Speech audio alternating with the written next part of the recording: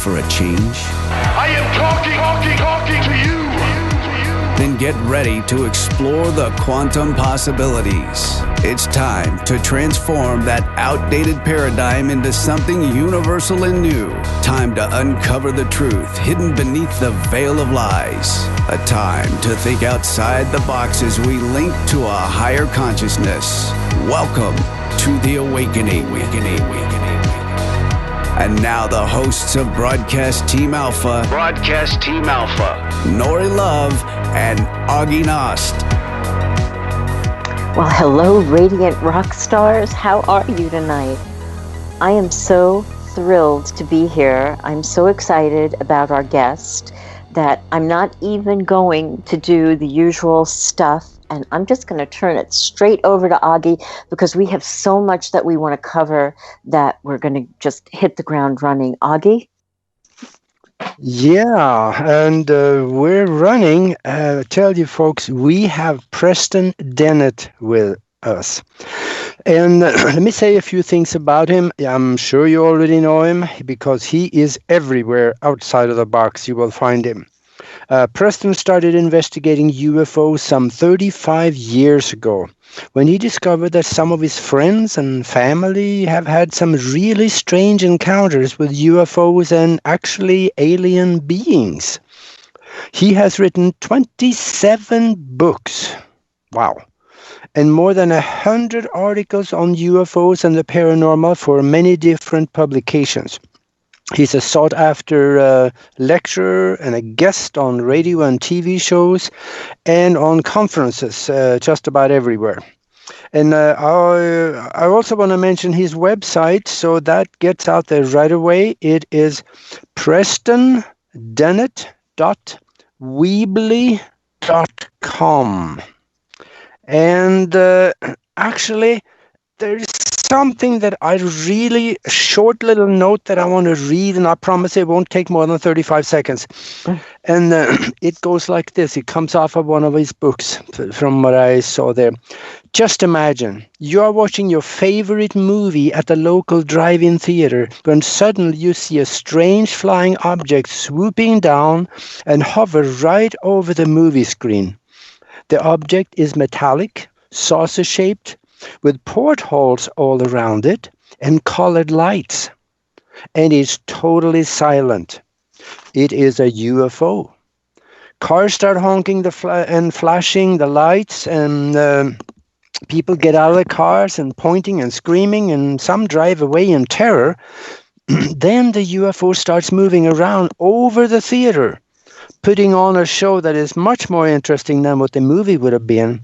Yeah, I know this sounds like science fiction, but no, these things have actually happened about 100 times. And we're going to be talking about this. And what does it look inside the UFO? Who and what is there? Wow. Welcome to the show, Preston. Mm-hmm. Welcome. Hey, thanks, Augie. Thanks, Nori. Absolutely. It's so good to have you here.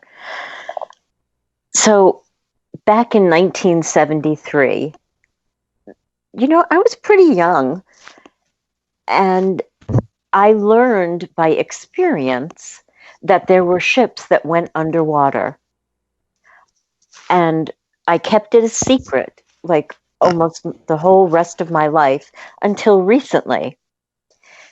Are there ships that go underwater? There sure are. And I think there's probably a lot more of them than most people realize. Really? We call them USOs because you can't really call them UFOs if they're not flying. So we call them unidentified submersible objects, submerged objects. And yeah, I mean, I got into that. I got in this field, 1986, immediately started getting reports of USOs. Really? Yeah, the first one was actually was floating on the surface, so I guess an unidentified floating object. UFO? Yeah. Floating. Yeah, the witness was driving along the Pacific Coast Highway. This is, where I was based in Southern California. Turns out this stretch of water is a huge producer of reports. She's looking at this light thinking, well, that doesn't look like a boat. it's kind of just too bright and it's kind of just looked strange. She couldn't quite put her finger on it, and pointed it out to the guy who was driving the car. She says, "Look at that!" And this thing takes off straight up and disappears. Wow. Very fast. Wow. Is there a certain I was going to say nationality? Is there a certain type of beings that go under the water, or is that, common to all of them? I don't know how to put words to this. Yeah. Yeah. We don't know. We don't know. Honestly, because there's not been a whole lot of research into USOs, and UFOs and USOs are essentially the same thing. I mean, let's face it, we know that a UFO becomes a USO the instant it hits the water. Right. But we do see variety of what I would call humanoids, grays, of course, human-looking ETs, praying mantis. Yeah, I can point to a few cases, I think, with the whole variety of ETs. Wow. Yeah.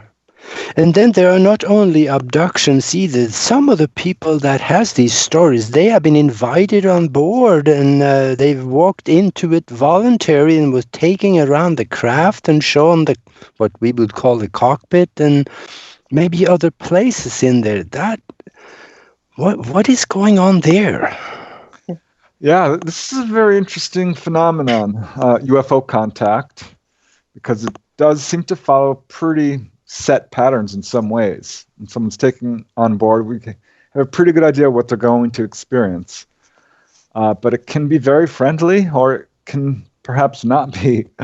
But I talked to one gentleman. He had he's had a number of experiences. A very early experience at age 5 with his whole family. A number of sightings, but it's like age 13, he woke up to a voice in his head. This is Joe Gardner. He's one of the cases in my book, Onboard UFO Encounters. Mm. And that's all about people, who've actually been on board. And he woke up hearing this voice saying, Jojo, which is kind of his nickname. And he looks at his sister. His sister's asleep. They shared a room. And he tried to wake her up, and she wouldn't wake up. He's walking around trying to figure out where this voice is coming from, and finally looks out the window and sees this craft has landed next to the street. There's a figure of a man kind of standing on top of it, and calls him out and says, "Do you want to go for a ride?" And I know how this sounds, but this is not a unique case. He was pretty excited. He crept out there, wearing his pajamas, and ran across the street and into this craft, and it was a human-looking guy. Put him down in his seat, and basically they went for a ride. Wow. And told him how to operate the craft, actually sat him down in the seat and showed him like a little joystick-type lever, and took him to see Saturn. Wow. And Joe didn't quite recognize it at first. He was so excited about what was going on. Until he's realized, oh yeah, that's the picture in my encyclopedias at home. Wow. And I know how skeptics must think, you got to be kidding me. But this happened to Leo Sprinkle. Mm-hmm. He's a very well-known figure in the field. He was a highly respected investigator, still is. He's written a book and was one of the first people to really use hypnosis to recover people's lost memories. And found out that he was, in fact, a contactee and had this same exact experience. They took him on board.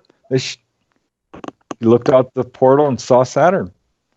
And I know of other cases. So, yeah, that was a very friendly case for him. I wonder why Saturn. Interesting. I think perhaps because it's a very distinctive planet. Mm-hmm. You can identify it, right? We uneducated can. Oh yeah, there's the rings. Wow. But it's not just Saturn. I mean, it's not super common, but some people do claim being taken to what I would call other places. Other places. And by that I mean, what appear to be other worlds. Wow. Because they're describing, strange buildings and fauna and flora that's not native to here. Mm-hmm. Yeah, and then there are people that has been taken to other worlds, and they get out of the ship and they walk around and they see some of those buildings and they meet some of the people there, and there's some phenomenal stories like that. Yeah, one lady in the book, Dolly, she reports having this experience as a child. She says, "Oh, the gravity was distinctly different wherever we were. It was distinctly different, and the trees were much taller." For her, it was all about being taught. And this is something I've heard from a number of people, particularly children. They're taught all these types of lessons. It can be on psychic ability and actually how to do it, telekinesis, telepathy, or on just science or ethics, altruism. Well, Kate, I can't say her name. Kate Thorldson. I can't say her name. Augie, what's her? Can you say her last name? No, I don't see it. No, Kate. Oh, Catanella? No, Kate from. She's not from Norway. Where's she from? Sweden? Kate Thorldson. I don't know her last. Anyway, she had her experience, and most recently came out of it being able to literally do quantum physics. Ah, yes. Yeah. I heard this quite a bit.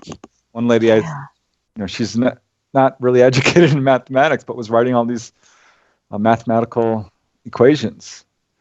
This happened as well with the Stan Romanek case, which is a very controversial case. But yeah, he reports the same thing. This, I think, happened with Charles Hall as well, who wrote a book, Millennial Hospitality, about his experiences with, quote, tall whites. They became very interested in physics. This is not uncommon. Yvonne Smith has a case like this. This guy has really just a high school education and didn't do that well in school, but came away from his experiences with this very strong interest in sort of magnetics and building magnetic motors, and actually patented a bunch of his ideas. I've seen the patents. He was contacted by the government and told, "We don't want you to talk about this one that you just submitted. We might have to mark this secret. So anyone you've told about it already we're going to have to talk to them too." Wow. So yeah, they want to control things. Yeah, it's very interesting though, because this is a theme we do see with UFO encounters, is they are trying to educate people on a wide variety of topics. And a lot of times too, when they are going on these journeys or they get contacted, when they come back, they have different abilities. And some of them may be subtle or very little, but some they become good psychics and other abilities. Is there any of these alien beings that have explained why and how they do these things? Well, yeah, I would say that would be a fair statement. A lot of people who are taken on board don't get a lot of information.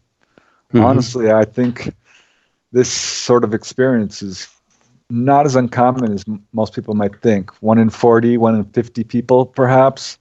That's what the Roper poll, a survey organization, found. And so a lot of people might not even know. They could have missing time and they wouldn't know. Yeah. They might have a fear of, lights in the sky, or are repulsed by the UFO subject, and that's as far as it goes. Others might have dreams. Others might have full-on close-up UFO sighting, missing time, and sort of have little snippets of memory of being taken on board. Others remember more consciously where the ET's telling them, don't be afraid. We're not here to hurt you. We need to examine you. And that's how far it goes for most people. But there's a smaller segment that, do get a lot of material. And their questions are asked, their questions are answered, rather, by the ETs.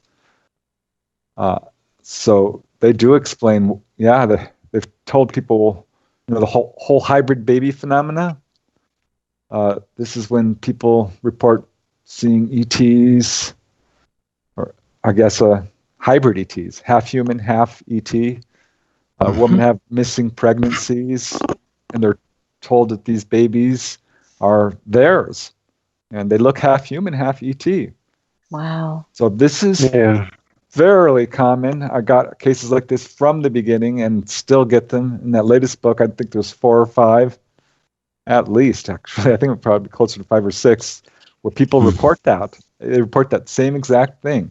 And often people don't get an explanation, but some do, and it's pretty much the same. There's little minor variations, but people are told that the Greys in particular are doing this to reinvigorate, to revitalize their race, to replenish their genes to where they've been damaged through perhaps space travel and radiation, or from purposeful genetic engineering, where they've re-engineered themselves to travel through space, but somehow lost the ability to have children, to reproduce effectively. Lost, some of them report having lost emotion. Are very. That's interesting. I thought that I didn't think they had emotion. Oh, some do. I mean, Really? I would say emotion, is a universal thing among entities in the universe. We see it all through our animal kingdom. People are very emotional. And yes, ETs are emotional too. They absolutely are. Some people have told me the most loving experience they've ever had was with a gray ET. And it was a very, white spiritual love. Yes. So absolutely they're emotional. And this is definitely one of the explanations they've given to people, that they're very interested in human emotions. They've lost some ability with this and are trying to get it back. Greys are essentially human, I think, but they've been genetically altered, changed, damaged. But they have genes. They're integrating them with us. And for that matter, there are ETs that look just like us, the human-looking ones. And they're often seen with Greys. Yeah. I didn't know about the tall white ones until I was just listening to one of your interviews. Can you speak a little bit about them? Yeah, there's a wide variation. We call Greys, and the truth is there's a lot of them, many different kinds. There's short little ones. Some people believe pretty strongly that there's a faction, I guess you might call it, of Greys that aren't essentially even alive. They're androids. They're sort of workers. But those would be like really short ones. But there are, 5 foot tall Greys. And they come in a wide variety of colors. It's not just gray. There's tan. There's, yellowish, pinkish, even greenish, little green men. Yeah. Little green men. That does turn up. But tall whites are usually described as being, like Greys, but much taller. 7, 8 feet tall in some cases, 6 feet. You get a wide variety of humanoids, and I think we have to be pretty careful trying to lump these guys into one. What would you call it? A phenotype? Yes. But yeah, there are many different kinds. When I think of the tall whites, I remember a video that I have seen. It's a NASA video that was released, and it is from the cargo bay on one of the space shuttles, where there were 3 people in the cargo bay working on something, and one of them was about 3 foot longer than the other 2. Have you seen that video? I'm not sure which one you're talking about. Yeah, it is. It's been around a while, and then of course, we could think, well, that's probably one of the alien beings that they're working with that had a spacesuit. But there was a spacesuit like ours, so it was kind of confusing because, the spacesuit from the sole of the shoe to the top of the the backpack is about 6 foot. But this guy, he was about 9 foot long because he was about 3 foot longer than the other two. And Wow. that really puzzled me. Yeah, I'm not sure I know of the video. Say, for some of us that would like to make contact, is there anybody that is talked about actually, did they try to make contact themselves, or did it just happen at the will of the ET? Or anybody say, how can we make contact? Oh yeah, there's a very big movement towards what we would call CE5s, called the fifth kind, human-initiated contact. And I've been on the forefront of this field and wrote one of the first articles about that called "Calling All UFOs." And I outlined 2 cases where people, actually it was this guy, Rick Liebert, who worked for NBC and used lights for publicity stunts.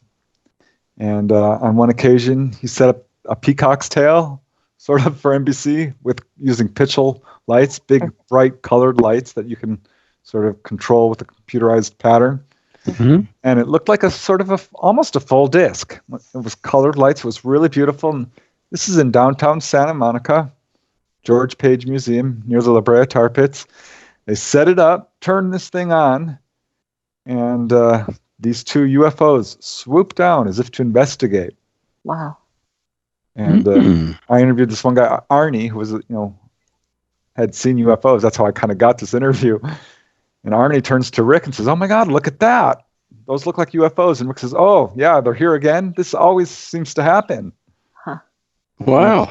And so I called up Rick, and he confirmed that incident and told me another down in San Diego, on top of what was then the tallest building in San Diego, where they set up a green argon laser, played it in tune to Pink Floyd, and turned it on, and this giant V-shaped UFO, actually 2. One came really low, right over the building, perfectly silent, and 10 people at least saw this thing.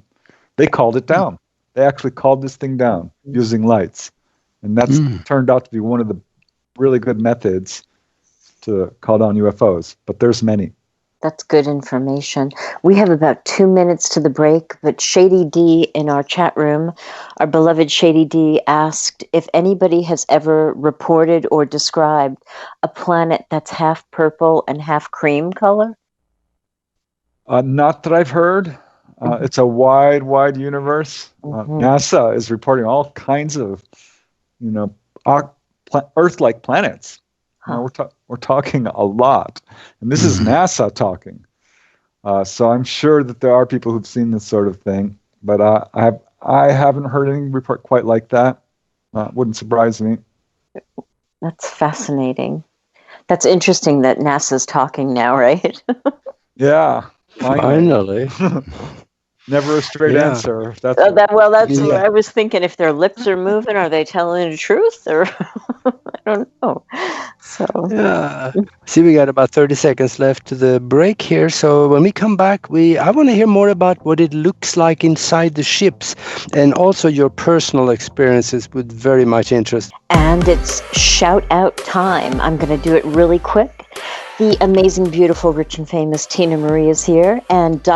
is here, or maybe I'm being too familiar. Maybe I should call you Ellipsis. Anne is here. Dana's here. David Cook. Doc Who. Hi, Doc. 5 is here. JC is here. Hi, Jeff. Hi, Lisa. Hi, Malvarez. Margaret. So exceptionally good to see you. Naj is here. Nori Love is here.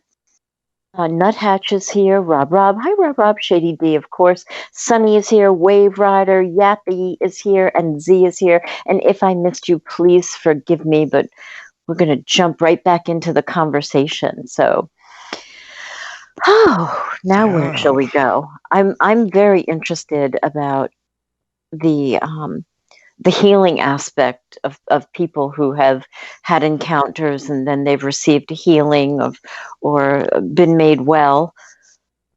Can you talk a little bit about that? Yeah, that was something I got interested in very early on. I did, let's see, I was in this field for about 10 years before I wrote any books, and was just writing articles. And I had met this lady who told me she had this very strange experience. And I'm like, what happened? You know, she was describing a lot of UFO experiences. And so we're kind of going through them. She's like, here's another one that you might be interested in. She had been diagnosed with a cyst. And it was in her fallopian tube, and it was very painful, and she was having a lot of problems with it. Went and got it imaged. You know, they got images of it, and they're like, yeah, we're going to have to remove this. And she scheduled an appointment. And what often happens with experiencers, or even, you know, people who have this sort of healing experience, is the ETs will wait to like the last minute. I mean, even on the way to the hospital, or even in the hospital in a few cases, but often like the night before. And that's what happened in her case. She had a visitation in her bedroom.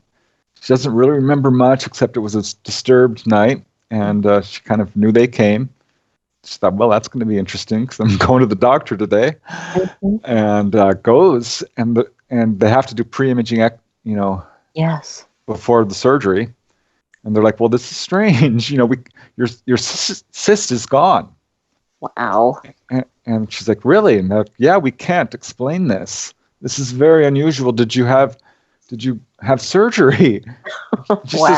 She says, well, no, I didn't. Obviously, I didn't. And she says, well, the person who reads the x-rays is like, well, we know you did, because see, your cyst here is gone, and there's a little bit of fluid here, which is really only present after surgery.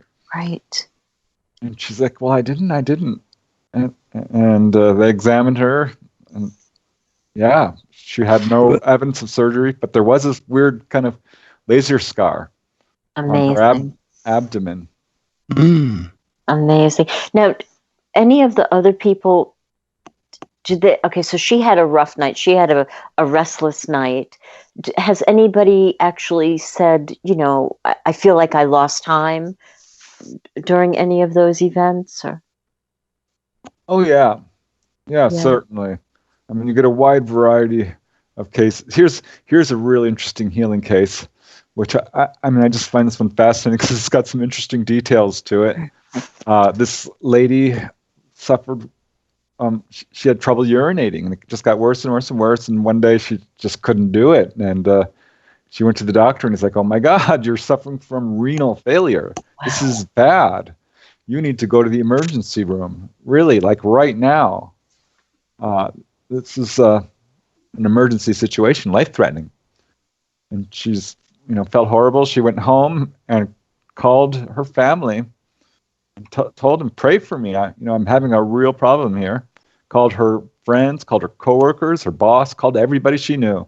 Said, pray for me. And she was very upset, and she actually fell asleep. And in the middle of the night, someone was in her room. There were several short figures. They weren't grays. They had kind of a brownish skin, she said, and just short humanoids.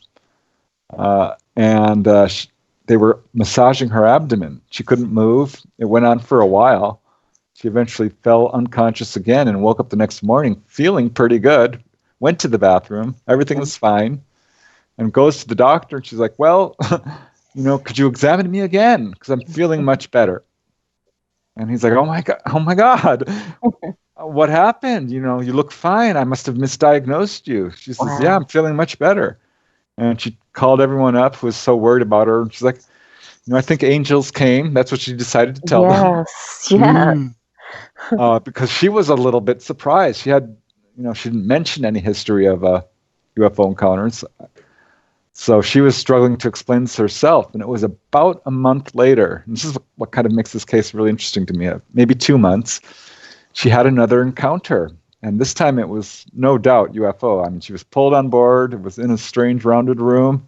They're laying her out and examining her, and they had this device which displays your organs in full living color, like a hologram. Wow.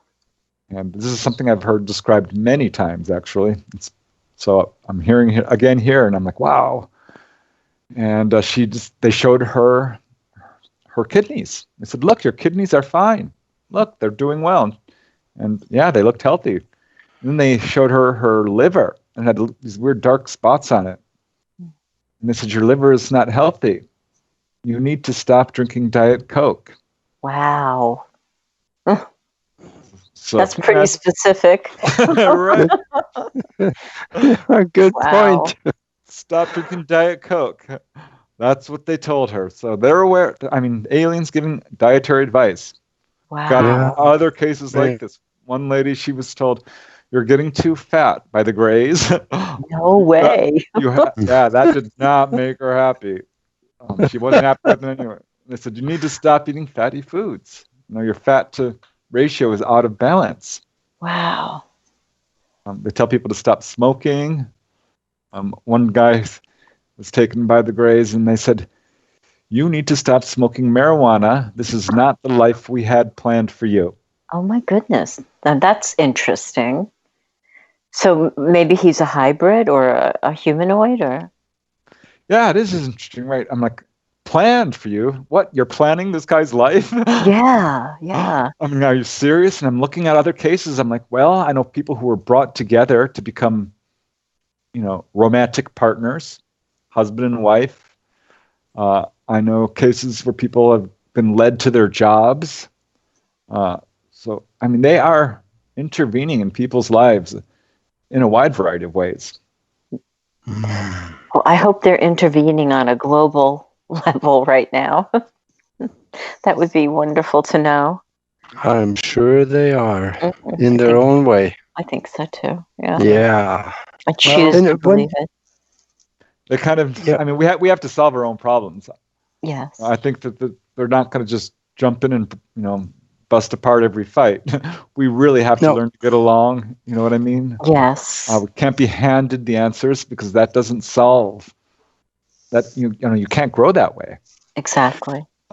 But they've been known to nudge us along a little bit here and there too, so we can figure out how to make our own decisions that is good for us. So I still think there's a little bit of not interference, but guidance maybe from behind.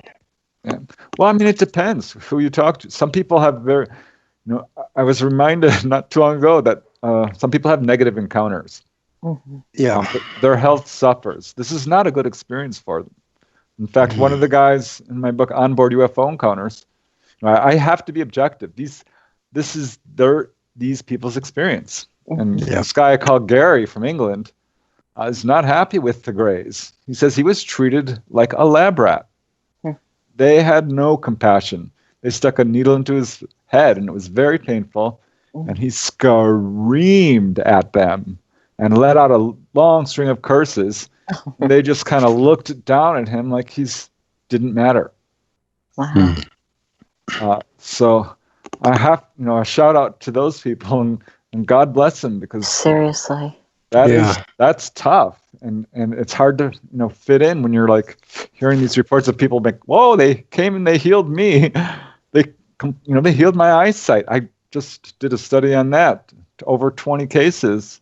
Where they've healed people of color blindness, of glaucoma, of severe eye injury, nearsightedness, just being struck by a beam of light. It's a really interesting case. A Peruvian customs official was out on his veranda, and there's a disc way up there that shoots him with a purple beam of light and cures him of nearsightedness.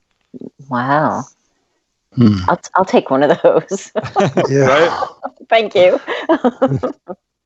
Yeah. Are there any good? Oh, excuse me. No, go ahead.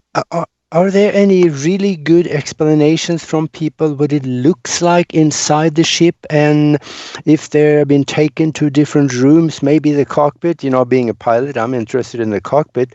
So, what are some of the descriptions, what they have brought you from what it is inside? Yeah, they're very consistent often. What people will describe as a rounded room. And by that, I mean where the walls, I mean, it's not like a round like an egg necessarily, but the walls kind of curve into the floor and the ceiling.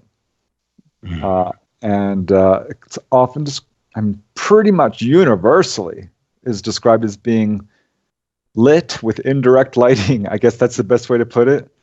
It's very bright inside, but where's this darn light coming from? And I'm like, well, were the walls, because I'm kind of dig into this and figure this out. Were the walls glowing? And they're like, no, the walls were bright, but they didn't have lights coming out of them. So there's this ambient light, which I find very interesting. That could be a product of maybe moving up a dimension, into sort of a higher dimension of light, perhaps. But at any rate, people will also describe, often they're laid out on a table, but equally as often, and I don't think this is super well known, in the mainstream, people are not placed on a table, they're put in a dental chair. Yes, essentially that's what they describe. This is that they almost always use that term. And I'm like, all right, tell me the knobs. And, are there knobs or buttons? And they're like, yeah, there's little doodads and, things like this. And they're reclined. And often there's a helmet that goes over the head. So that's fairly common. Another thing that's really interesting is how they see outside. Some people will describe a very large sort of panel-like window, but not with frames. It's almost as if the wall becomes transparent. Some people describe the UFO becoming transparent wherever they look. They can see outside just because where they look, it turns transparent. Wow. But as often as not, people describe suddenly all the walls disappear. They're just gone. And the ceiling, too, and the floor. And you're looking out through Wonder Woman's jet. I mean, it's like glass. Wow. And this is disorienting for some people. Some people are thrilled by it. But, yeah, it can freak some witnesses out when that suddenly happens. Like, oh, my God.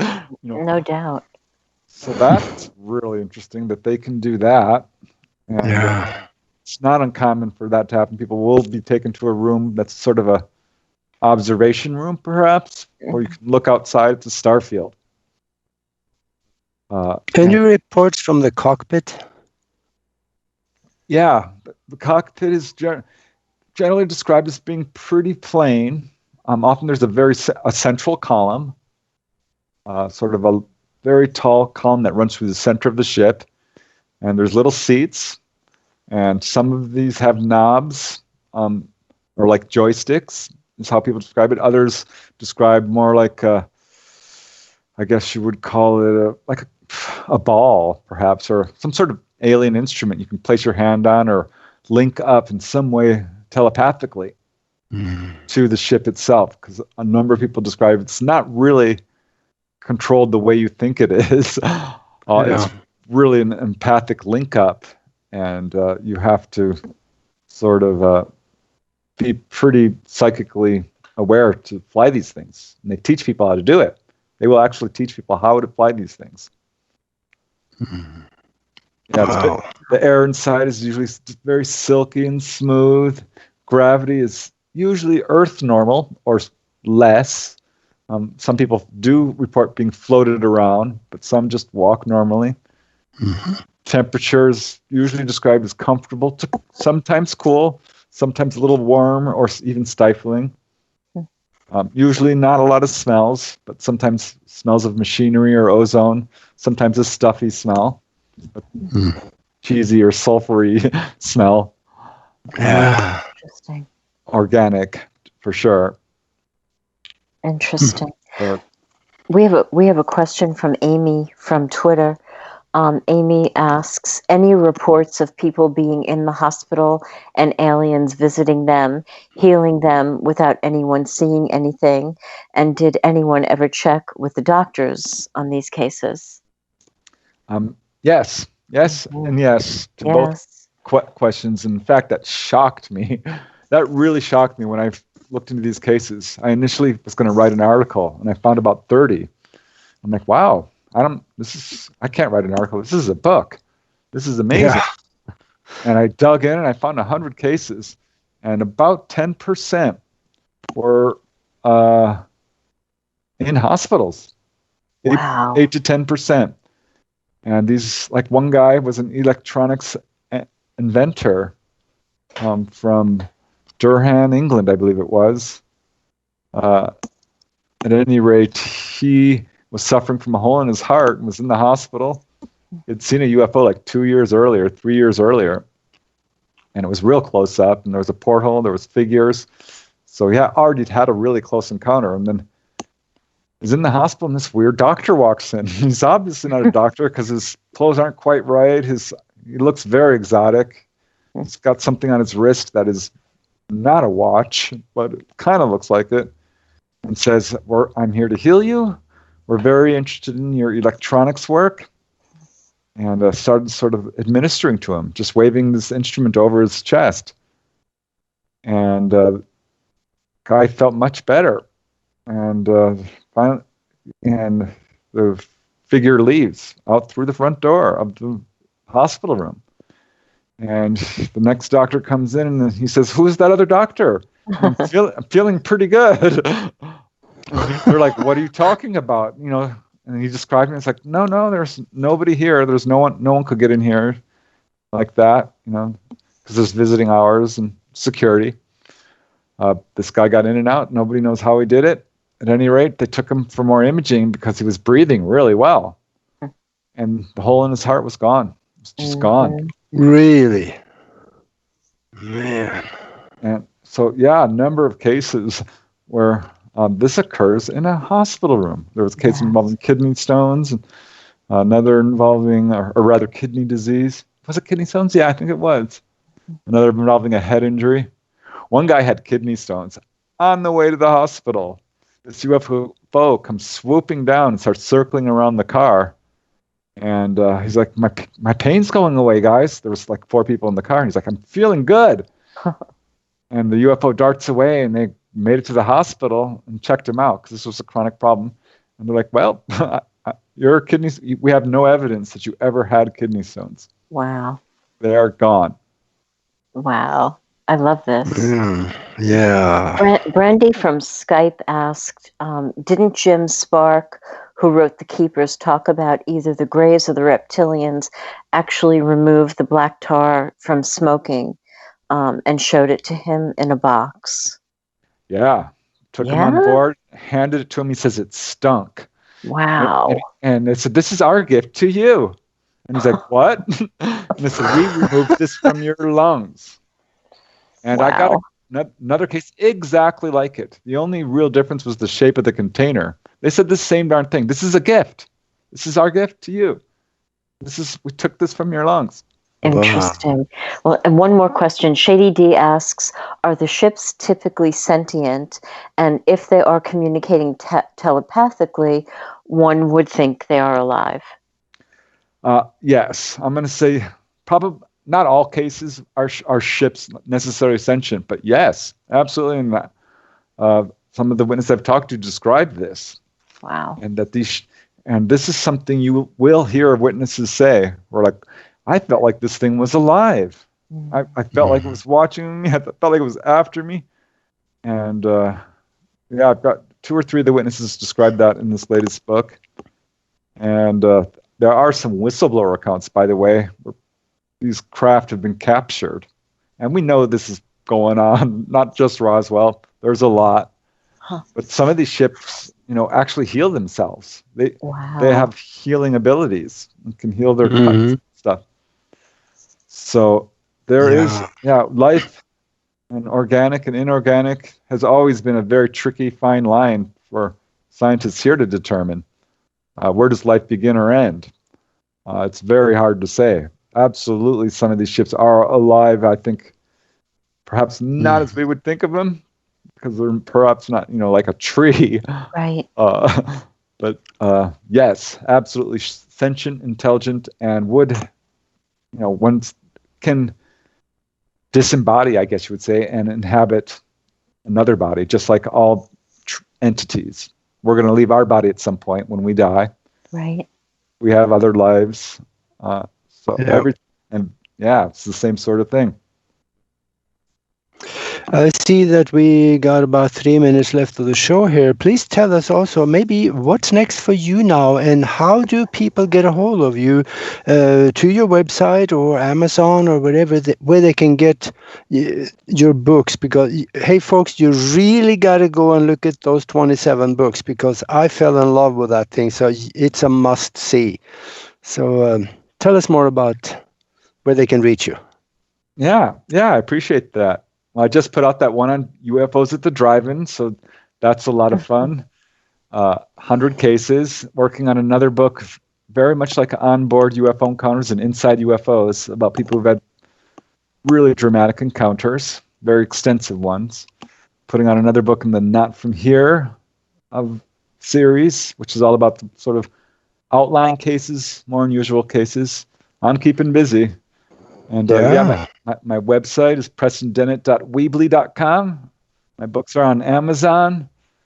I also got a YouTube channel. I'm kind of trying to put out little videos about my research now. Mm-hmm. So I'm having a lot of fun. Yeah. It sounds like fun. Thank you so much. And what you are doing now, is there another book in the works that's going to come out soon? Yeah. Are you kidding, Augie? I have got like 30 more books I want to write. I really do. I've been putting about 2 books out per year lately. So I'm really working hard on this. I think it's important people wake up. I want to start covering more aspects of the paranormal, because I've written mostly about UFOs. But yeah, more on people's encounters, more on the paranormal. I want to do another one on out-of-body experiences. Oh, yeah. Because I'm really into that. I've had a lot of my own experiences. Good deal. So people have been asking. So I'm like, all right, I got to get that. There's so much to learn in this field. It's such an exciting time. And we're going to have disclosure soon, I hope. I hope so too. Or at least some of it. So, thank you for being with us. We got 30 seconds left. And, folks, go to prestondennett.weebly.com and have a ball. Thank you very much for being with us. Hey, thank you. It's been a pleasure. You've been listening to Broadcast Team Alpha. Broadcast Team Alpha. Hosted by Nori Love and Augie Nost. Every Tuesday night at 5 p.m. Pacific, 8 p.m. Eastern, exclusively on the KCOR Digital Radio Network. The balance of power is shifting to a new paradigm. Will you be ready? For more information on Broadcast Team Alpha, as well as the hosts Nori Love and Augie Nost, please visit their website at broadcastteamalpha.com. Until next week, remember to keep those minds open while always exploring the endless quantum possibilities. Broadcast Team Alpha. Over and out. This is KCOR Las Vegas, home of the Digital Radio Network, broadcasting from a shack just south of Area 51. Wait, that doesn't exist. This is the KCOR Digital Radio Network. Now for the news.